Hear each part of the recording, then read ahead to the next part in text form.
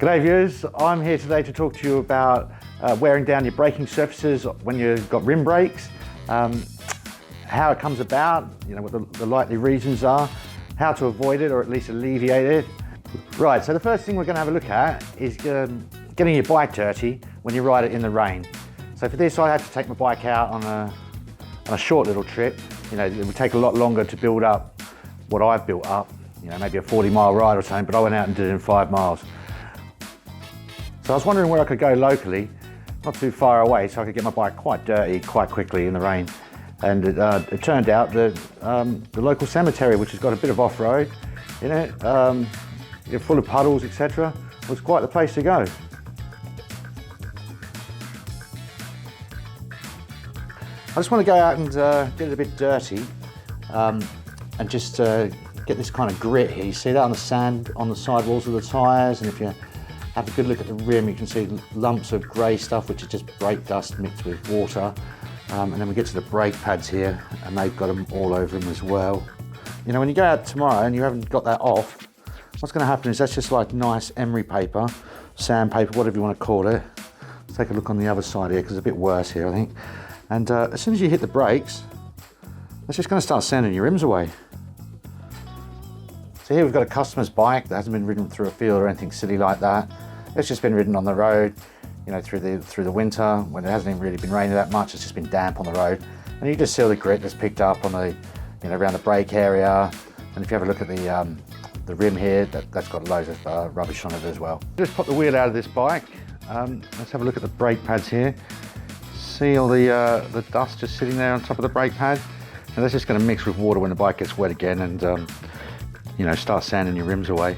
And if we get down in here and have a look, you can see underneath the brake caliper, again, a lot of that, once it gets water on it, that'll all go back and start sanding your rim.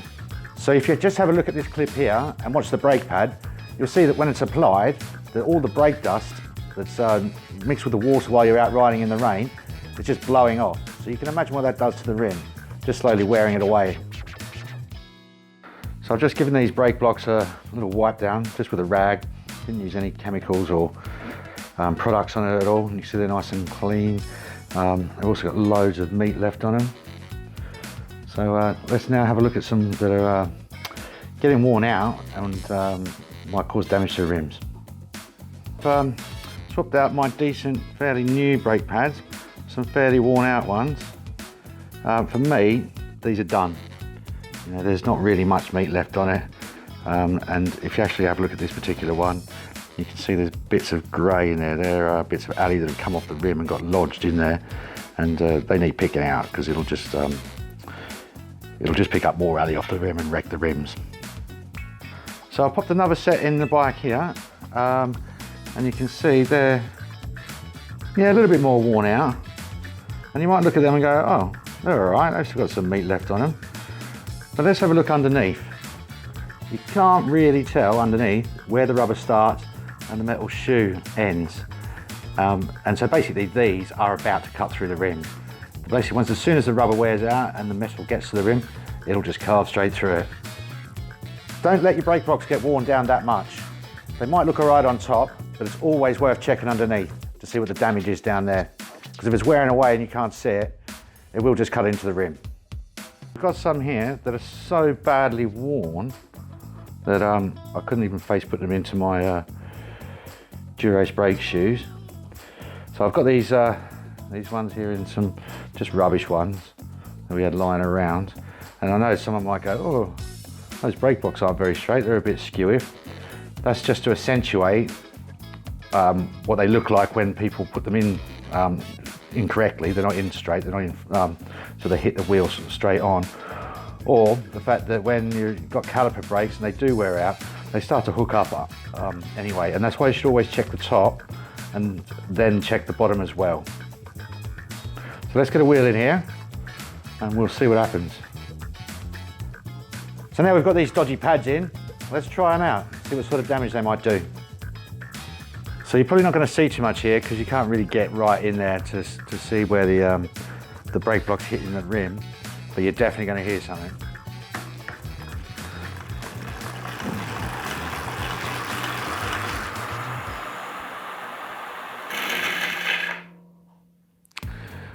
Oh, that stinks. Whew. That's the brake block, the metal part of it, where it's worn down too much, cutting straight through your rim. I really wasn't expecting to see the aluminium carve off, or sparks. How about we have a look at that in the dark?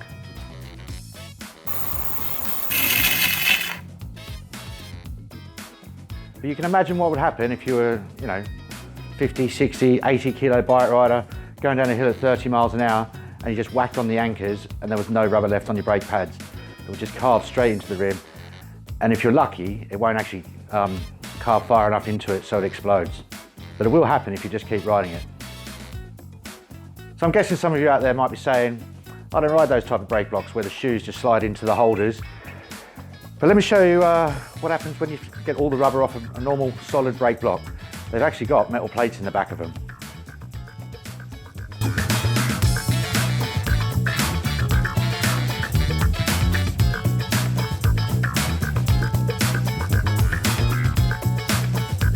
I'm now going to show you how you can check whether your rims are worn or not and whether they need replacing. What you're going to need is a straight edge. I'm going to use this ruler, because it's got a nice straight edge here. But you could use something like a credit card or anything else that's got a straight edge on it that you can put up against the rim.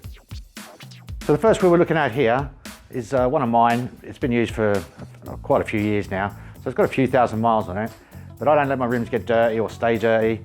I don't brake very hard unnecessarily. And so it's pretty much new. So what you want to do is just get the flat edge, whatever that is, whether a ruler like I've got or something else, and just hold it up against the rim. And as you can see with this one, there's not really any gap there at all. It's a straight line. So it's this one's pretty good. So this one here we're checking is the one that we used in a little experiment to see what happens when the brake shoe gets worn down and it basically hits the rim.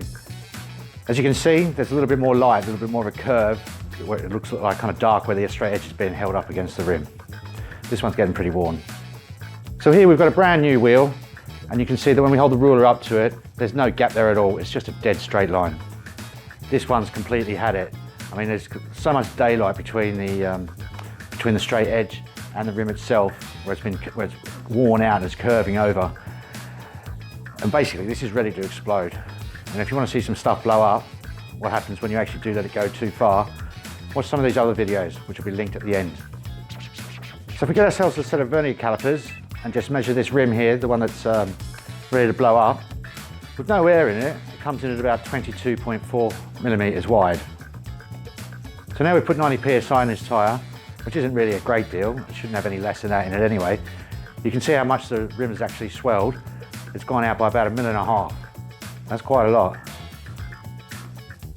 So a few things we can take away from this video. Don't let your brake blocks get so worn down that the metal shoes that hold the rubber or the backing plate in the back of the pads starts to cut through your rim, because it won't take long for that to become a catastrophe. If your rims are getting dirty and your bike's getting dirty from riding in the rain, or even when you're riding in the dry, sometimes the water's still running off the fields if you're riding in valleys and stuff. Wipe it off, wash it off with a bit of water. Don't leave it on there for the next day so that when you go out there and hit the brakes, it just starts sanding it away. A few other things that are worth noting that can wear the brake surfaces down more than they otherwise should do is if you're braking too hard or too much.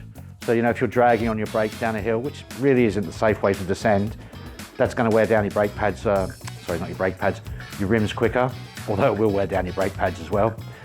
And using the wrong sort of compounds. Sometimes you buy cheap brake pads, the compounds are too hard, and so they're actually being abrasive against the rim, more so than a soft compound. Or if you bought something, for example, like ceramic brake pads, brake pads for ceramic rims, and you're just using them on normal alloy rims, they'll be too hard and they will just cut through your rims. So, look after your bike, look after yourselves, get out there, enjoy your riding, and have fun, be safe.